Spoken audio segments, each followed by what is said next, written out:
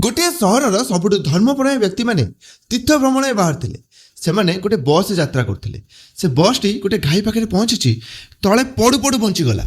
କିଛି ବାଟ ଆଗକୁ ଯାଇଛି, ଗୋଟେ ବଡ଼ ବିଜୁଳିଟେ ବସ୍ ସାଇଡ୍ ଦେଇ ଚାଲିଗଲା। ସେମାନେ କଥା ହେବାକୁ ଲାଗିଲେ, ଏ ବସ୍ରେ ବୋଧେ କିଏ ପାପୀ ମଣିଷଟେ ଅଛି, ବିଧର୍ମୀଟେ ଅଛି। ତାକୁ ଖୋଜି ବାହାର କରିବାକୁ ପଡ଼ିବ, ନହେଲେ ଆମ ସମସ୍ତଙ୍କ ଜୀବନ ବିପଦରେ ପଡ଼ିଯିବ। ସେମାନଙ୍କ ଭିତରୁ ଜଣେ ଭଲ ଉପାୟଟେ ଦେଲେ, ସମସ୍ତଙ୍କୁ ପସନ୍ଦ ବି ଆସିଲା। ସେମାନେ ବସ୍ ଜଣ ଜଣ କରି ବାହାରିକି ଗଲେ। ବାହାରେ ଗୋଟେ ଗଛଟେ ଥିଲା, ସେ ଗଛକୁ ଛୁଇଁକି ସବୁ ଫେରିଲେ। ଏହିଭଳି ଚାଲିଲା। ଶେଷକୁ ଜଣେ ଲୋକ ବଞ୍ଚିଗଲା। ସମସ୍ତେ କହିଲେ, ଆରେ ଏଇ ସେ ଲୋକଟା, ଏଇ ପାପିଟେ ପାଇଁ ଏତେ ସବୁ କାଣ୍ଡ ହେଉଥିଲା, ଆମ ଜୀବନ ବିପଦରେ ପଡ଼ିଥିଲା। ଇଏ ଗଲେ ଦେଖିବ ବିଜୁଳି ଆଳି ଉପରେ ହିଁ ପଡ଼ିଯିବ। ସେ ଯେତେବେଳେ ଗଲା, ଡରି ଡରି ଗଲା। ଭାବିଲା ସତରେ ମୁଁ ପାପି ବୋଧେ, ମୁଁ ଗଲେ ଏମାନେ ସବୁ ବଞ୍ଚିଯିବେ। ସେ ଯାଇ ଯେତେବେଳେ ଗଛକୁ ଛୁଇଁଛି, ସେତେବେଳେ ଜୋରଦାର ଗୋଟେ ବିଜୁଳି ମାରିଲା। କିନ୍ତୁ ବିଜୁଳିଟି ସେ ଗଛ ଉପରେ ପଡ଼ିଲାନି, ସେ ବସ୍ ଉପରେ ପଡ଼ିଲା। ସେ ବସ୍ରେ ଥିବା ସମସ୍ତ ଯାତ୍ରୀମାନେ ମରିଗଲେ।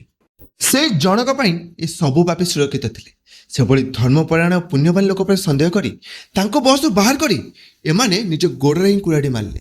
ସେ ଜଣକର ପୁଣ୍ୟ ଏ ସମସ୍ତଙ୍କର ପାପ କାଟୁଥିଲା। ଠିକ୍ ସେଇଭଳି ଏ ସଂସାର କିଛିଟା ହାତ ଗଣତି ଲୋକଙ୍କ ଉପରେ ନିର୍ଭର କରୁଛି। ସେଇମାନଙ୍କ ପାଇଁ ଏ ସଂସାର ତିଷ୍ଠି ରହିଛି। ନହେଲେ ପାପ ଭାର ଏତେ ବଢ଼ିଗଲାଣି, ଏ ସଂସାର କେବେ ବି ରସା ତଳକୁ ଯାଇପାରେ। ଜୟ ଶ୍ରୀ ଜଗନ୍ନାଥ।